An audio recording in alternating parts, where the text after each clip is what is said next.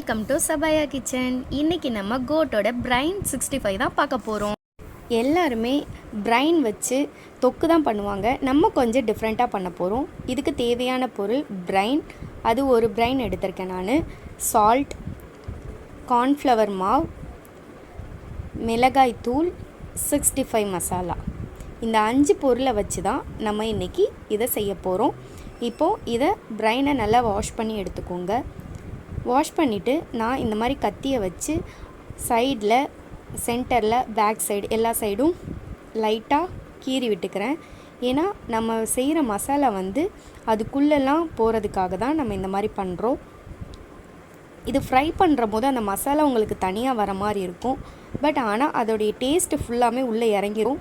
இப்போ தேவையான அளவு சால்ட்டு சேர்த்துக்கோங்க. கார்ன்ஃப்ளவர் மாவு 1 ஸ்பூன் சேர்த்துக்கோங்க. மிளகாத்தூள் 1 ஸ்பூன், உங்களுக்கு காரம் எவ்வளோ வேணுமோ அந்த அளவுக்கு எடுத்துக்கோங்க. 65 மசாலா இது 1 ஸ்பூன் எடுத்துக்கோங்க. இது எல்லாத்தையும் நல்லா மிக்ஸ் பண்ணி விட்டுக்கோங்க. லைட்டாக தண்ணி விட்டு மிக்ஸ் பண்ணிக்கோங்க. தண்ணி இல்லைன்னா லெமன் சேர்த்துக்கோங்க. லெமன் சேர்த்தா அந்த புளிப்பு, காரம், உப்பு எல்லாமே உங்களுக்கு வரும்.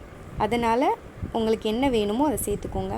இதை நல்லா மிக்ஸ் பண்ணி அந்த கேப் இருக்குது பார்த்திங்களா, நம்ம கட் பண்ண கேப், அதுக்குள்ளெல்லாம் மசாலா போய் சேர்கிற மாதிரி நல்லா பெரட்டி விட்டு இதை நம்ம 1 hour ஊற வைக்க போகிறோம். அப்போ தான் அதோடைய ஜூஸி ஃபுல்லாக அது உள்ளே இறங்கும். அதனால் நல்லா ஃபுல்லாக எல்லா இடத்துலையும் படுற மாதிரி நல்லா பெரட்டி வச்சுருங்க. பாருங்கள், 1 hourக்கு அப்புறம் நான் இதை எடுத்திருக்கேன். இது நல்லா ஃபுல்லாக அதோடைய இதெல்லாம் உள்ளே இறங்கியிருக்கும். அந்த மசாலா ஃபுல்லாமே உள்ளே இறங்கி உங்களுக்கு டேஸ்ட்டு ஃபுல்லாக இறங்கியிருக்கும். ஆனால் மசாலா தனியாக வருதுன்னு ஃபீல் பண்ணாதீங்க. இப்போது ஒரு பேனை ஹீட் பண்ணிக்கோங்க. ஆயில் நான் கொஞ்சமாக எடுத்திருக்கேன், நிறையா எடுக்காதீங்க. ஏன்னா இது நிறையா எடுத்தோன்னா இது கொஞ்சம் குக் ஆகும்போது உங்களுக்கு ஃபுல்லாக பொங்கி வரும். அதனால் ஆயில் ஃபுல்லாக வெளியே கொட்டிடும். ஸோ அதனால் கொஞ்சமாக எடுத்துக்கோங்க. இது கொஞ்சமான ஆயில்லையே ஃப்ரை ஆகிடும். நல்லா இருக்கிற மசாலா எல்லாத்தையும் எடுத்து அதில் அப்படி மேலே வச்சுருங்க. லோ ஃப்ளேமில் குக் பண்ணுங்கள். அப்போ தான் அது உள்ளே வரைக்கும் குக் ஆகும். உள்ளே மசாலாலாம் நம்ம உள்ளே விட்டுருக்கோம் பார்த்திங்களா, அது எல்லாம் குக் ஆகும். இங்கே பாருங்கள், கொஞ்ச நேரத்தில் எவ்வளோ பொங்கி வந்திருக்கு பாருங்கள்.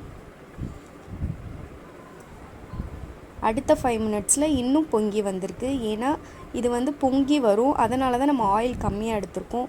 பாருங்கள், நல்லா ஃப்ரை ஆகிடுச்சு. டேஸ்டியான பிரைன் 65 குக் ஆகிடுச்சு. இப்போ இதை எடுத்து ஒரு பிளேட்டில் சர்வ் பண்ணிடலாம். சாட் மசாலா இருந்துச்சுன்னா அது மேலே தூவி விட்டுக்கோங்க. நீங்கள் லெமன் முன்னாடி சேர்த்திங்கன்னா சாட் மசாலா போட தேவையில்லை. நான் லெமன் சேர்க்காதனால சாட் மசாலா போட்டிருக்கேன். இதை சர்வ் பண்ணிடலாம்.